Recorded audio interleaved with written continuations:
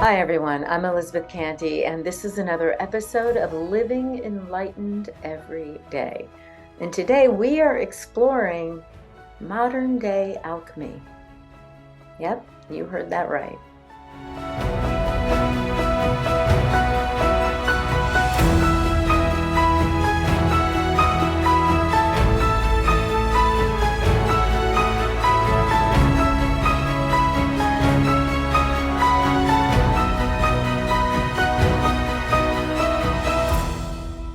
What we're really talking about today is modern day alchemy. Alchemy in the Middle Ages was this mixture of science, philosophy, art, and mysticism.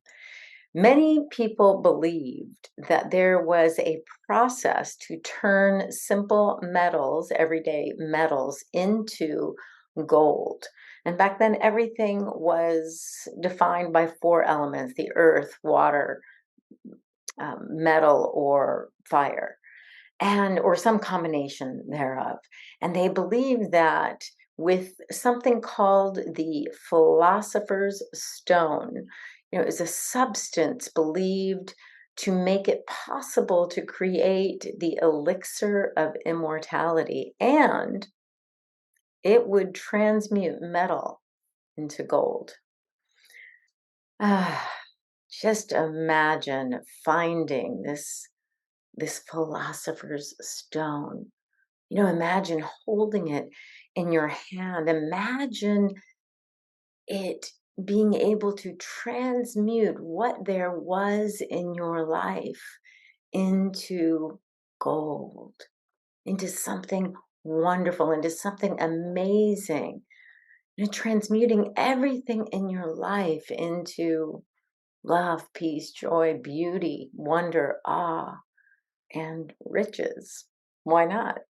Isn't that what we would all love to do? To transform the lead in our lives into gold, to transform the things that weigh us down, the things that are heavy and holding us back, transform them into blessings, into energy and vitality, and into things that lift us up, inspire us. Yeah, sounds awesome. There were those who believed the original esoteric study of alchemy involved the idea of not a physical transformation, but a spiritual one. So, in medieval times, while some were trying to turn metal into gold, others were turning within, transmuting their small, confined lives of quiet desperation into lives rich with love and enlightenment, peace, prosperity, and joy. Well, I have found the Philosopher's Stone. I found it. I know, it's crazy, right? You heard it here. Gratitude. Gratitude is the alchemist's tool. Gratitude is transformative. It's alchemy for the soul. In a moment of gratitude, our soul, our spirit, our body, our mind is released from its confines, floats up into the expanse of the heavens, into galaxies, into the eternal. And at the same time, our soul, our body, our mind is grounded firmly into the earth, into the body and the senses. In other words, gratitude is the opening into integrating spirit, mind, and body. It's simple, it's free, it's easy to do. It takes almost no time. Isn't that amazing? The moment that it takes us to be in gratitude is a life changing moment. Yeah, the universe says, yes, look at her. She is abundant and she is grateful. Let's give her more to be grateful for: more wealth, more joy, more peace, more friendships, more relationships, more things, more opportunities for gratitude. Yes, yes, yes. That is the law of the universe. Gratitude brings us more of whatever we are thankful for. Instead of looking at what our bodies cannot do right now, what is hindering us, let's be grateful for all the things our bodies can do. Instead of being resentful or upset that we don't have the money to buy something that we believe we need or deserve, let's take that moment to be grateful for all that we do have. Instead of looking at our lives and seeing the relationship that is lacking, let's look at the relationships that we have and bless them with our gratitude.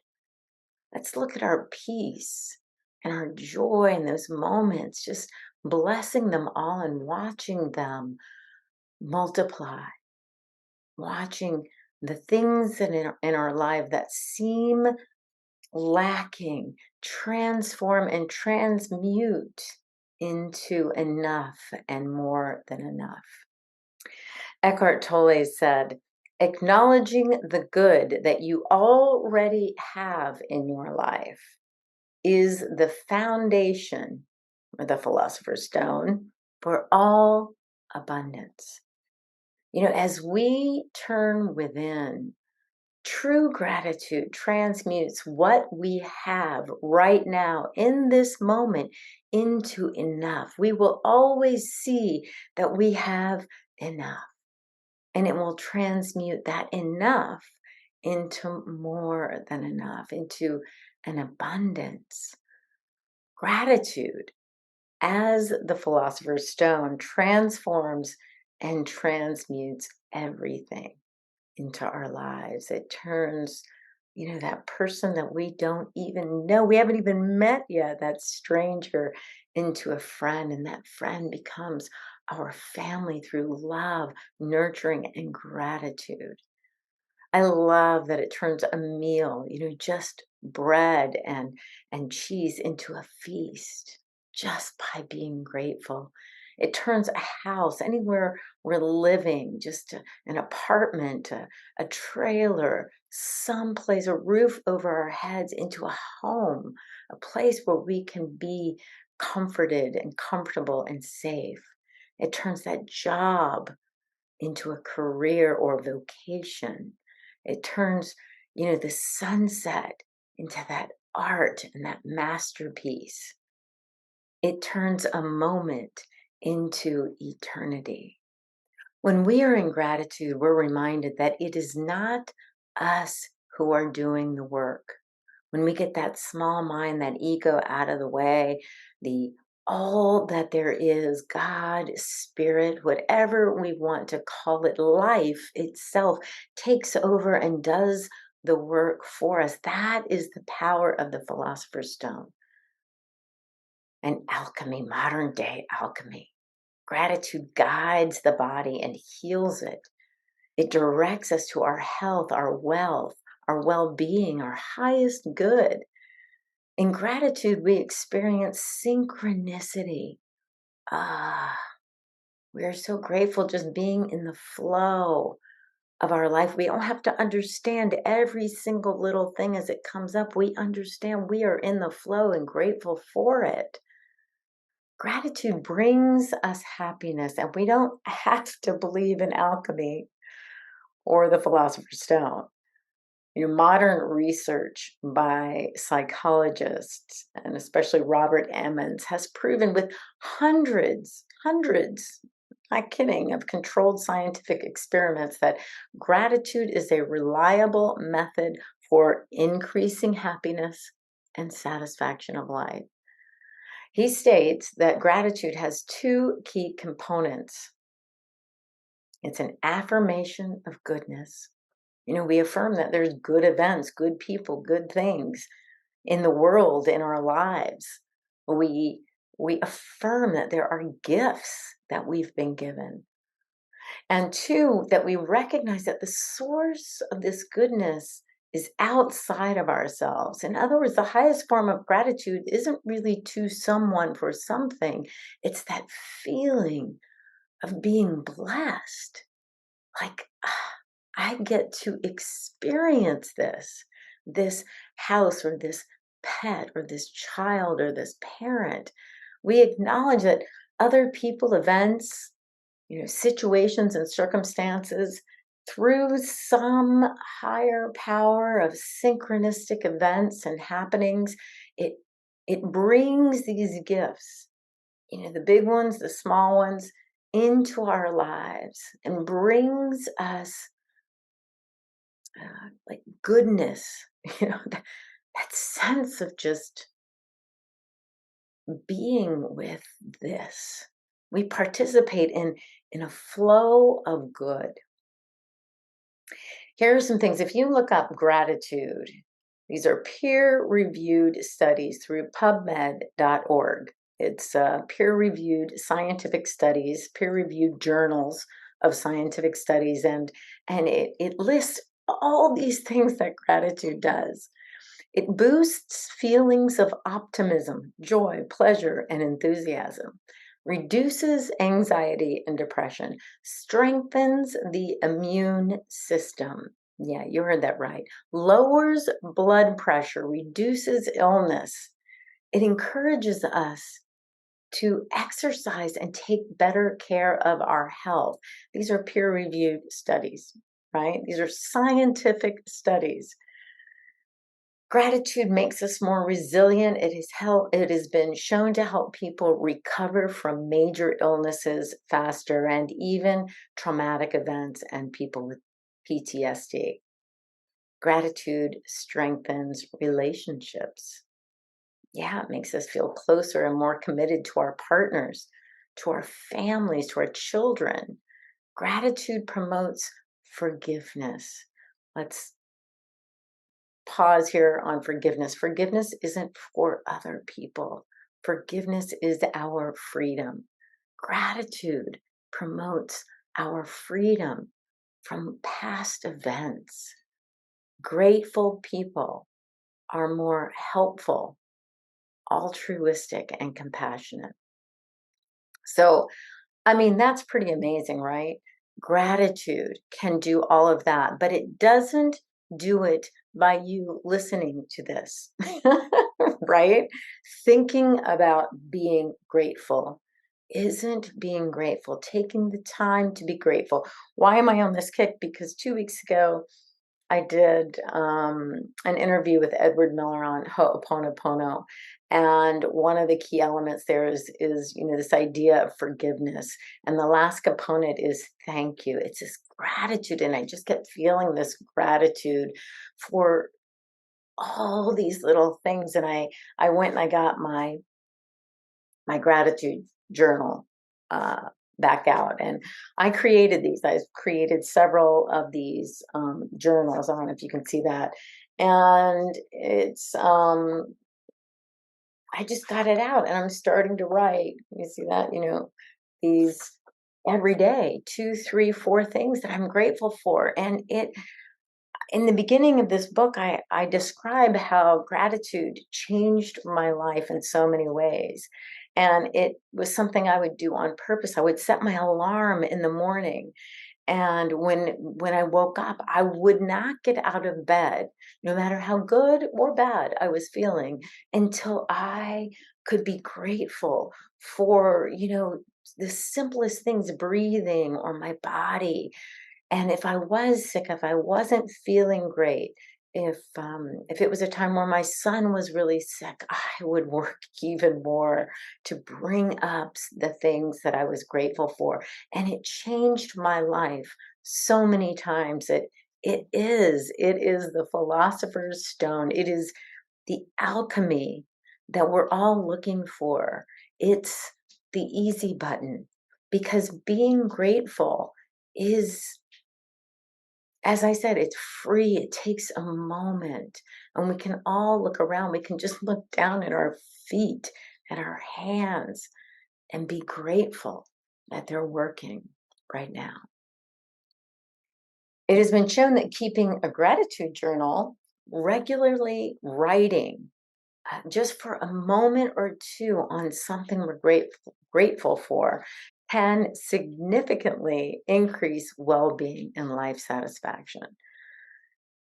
I describe in the journal, how to really get specific, you know, uh, the things that we can be grateful for. We don't even have to repeat ourselves in a year. We can be grateful for things like, breathing, but then we can say, breathing, having the breath and life in my body to chase my toddler or my dog, like get specific. What does it mean for you to have this vacation that you're about to take? How grateful are you to have the time off in a place that you love or whatever it is? And we can be grateful for our credit cards and our credit card debt. I know that sounds like not a great thing, but right now, at this point in my life, I'm just not able to pay off my credit card debt the way I usually am. And it's like, thank goodness I can get what I need for myself or my family. And I'm not actually in debt. I'm just paying some interest. That's an amazing system. I am so grateful. And you know what else I'm grateful for?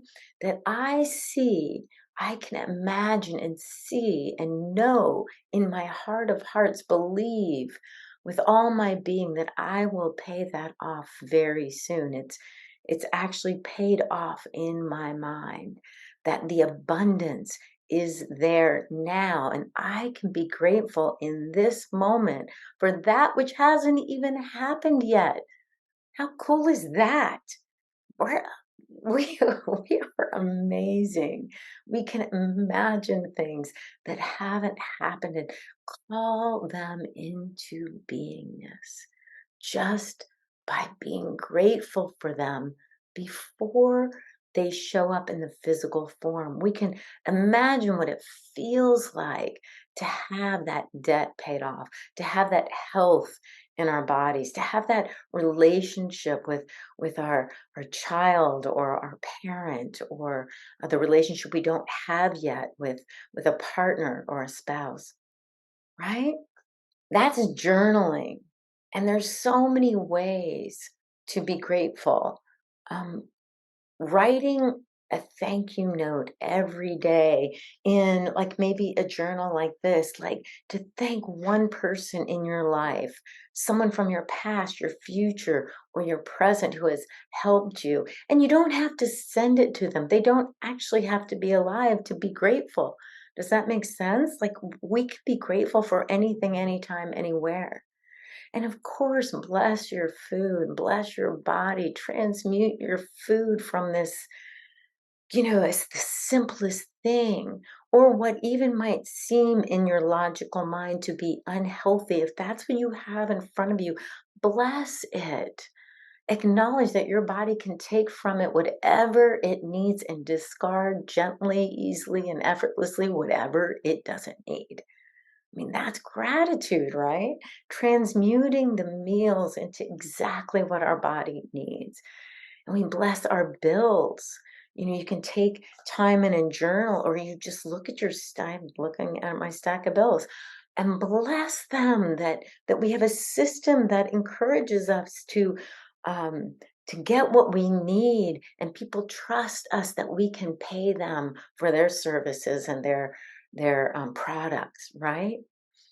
I bless Amazon. I know it's a struggle, but I bless it all the things. Bless your body.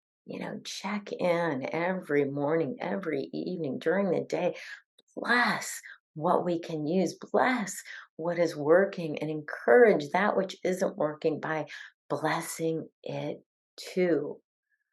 Ah, when we bless something, when we are grateful for something, we are acknowledging the inherent value that we can see. I'm getting so excited. It's transformational, this. It is modern day alchemy. Do you realize, I'm sure you do, that gratitude is in every single religion, every mystic tradition, every indigenous tradition includes gratitude. That is how powerful it is. It's one of the common themes in humanity. Chapter 55 of the Quran says God has created us and then made this world for us. We are getting benefits from all its creations, such as the sun and the moon, the clouds, the rain, air, grasslands, animals, plants, rivers, oceans, and countless other bounties of the natural world. After realizing all of this abundance, how can any sensible person be anything but thankful to God? How can we? Buddha said, when you realize how perfect everything is, you will tilt your head back and laugh at the sky in gratitude. Perfect everything is. Lao Tzu said, be content with what you have in this moment. Rejoice in the way things are in this moment. When you realize there is nothing lacking, the whole world belongs to you. That's from Lao Tzu. Isn't that amazing? Change the word uh, rejoicing into gratitude. Be content with what you have. Be grateful in the way things are. And when you realize there is nothing lacking, the whole world belongs to you. That's the power, the alchemy of gratitude. The Talmud asks, who is rich? Who is rich? And then answers, those who rejoice or are grateful in their own lot, meaning with what they have right here, right now. You are rich when you can be grateful and rejoice in what you have, what you are, what you experience right here, right now. That's transmutation, right? Oh, transcendence. That's powerful.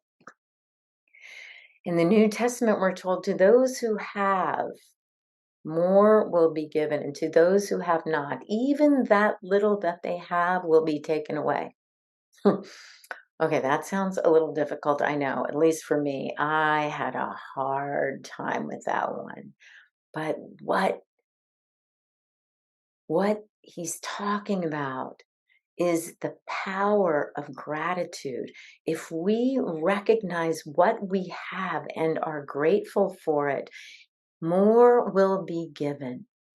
But if we think, even with the little that we have, if we can't see any good in it, if we can't count one blessing and be thankful, even that will be taken away. Why? Because we see no value in it. We can't attract more because we're not valuing what little that we have. That's a harsh law, but it, we are told, is the law. It's that being grateful for what is will transmute what is into enough and more and more and more than enough. In the New Testament, the disciple Paul tells us, in everything, give thanks. You know, that's a stretch, right? In everything, in everything. I worked with this one for a while. I'm going to be honest. In everything, give thanks. And what that means to me is that when we come from our limited perspective, from the ego, from the finite mind, and something comes into our lives that seems, well, devastating, right? The diagnosis, or the diagnosis for a loved one, or financial lack, or betrayal, you know, the things that can come are just seem devastating. Give thanks for even that.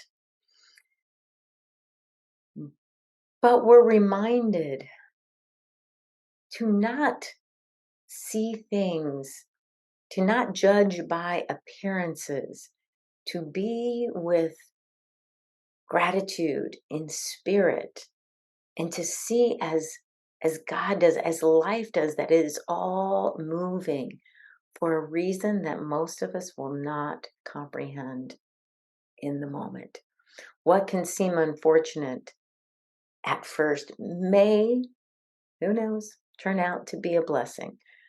There's this very old Sufi story about a man whose son captured a strong, beautiful, wild stallion, and all the neighbors, oh, they told that father, oh, how fortunate he was. The father patiently replied, well, we'll see. We'll see. One day, the horse, beautiful, strong stallion, threw the son who broke his leg, and all the neighbors, oh, they told the man, you are cursed that that son ever found that horse. What a terrible tragedy. Your son can't help you plow the fields, he can't work.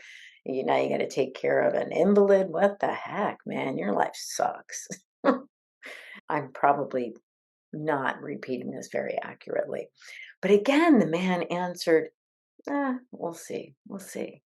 And soon after the son broke his leg, the soldiers came to the village and took away all the able bodied young men to go fight in a war. But the son, of course, was spared. And when the man's friends told him, oh, how lucky that son was, you're so lucky that your son has a broken leg. He does not have to go off to war. The man would only say, we'll see. We'll see. He was accepting life as it came, acceptance without any resistance. And I'm going to call that in this instance gratitude, being patient with the way things are unfolding without judging, without resisting, without attachments, right? So he was just being with what is. And that is a form of gratitude when things come into our lives that we may not truly understand. In modern day alchemy, gratitude is the philosopher's stone. The words gratitude and grace share a common origin, the Latin word gratus, meaning pleasing or thankful. And when we are in a deep state of gratitude, felt gratitude, we will often spontaneously feel the presence of grace, the grace of God or Spirit. The ultimate goal of seeking the truth is to experience the truth, and then there are no questions. And I say the same about gratitude.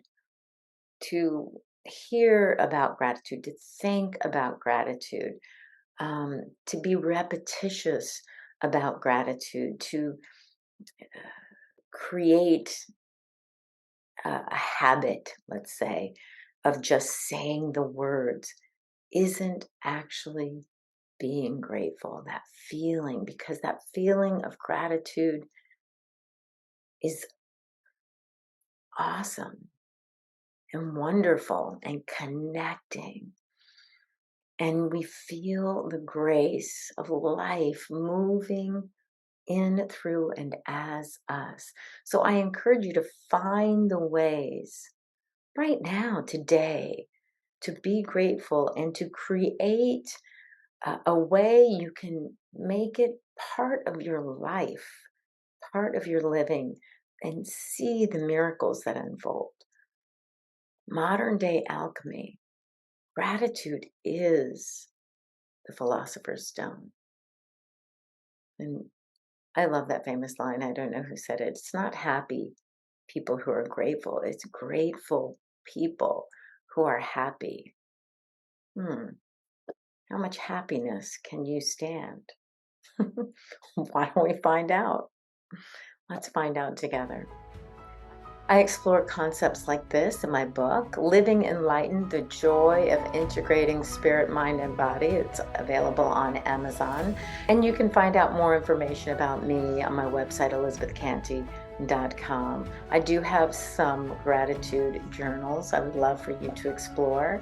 There's a link down below. And I just wish for you this week laughter, loving, and living enlightened every day.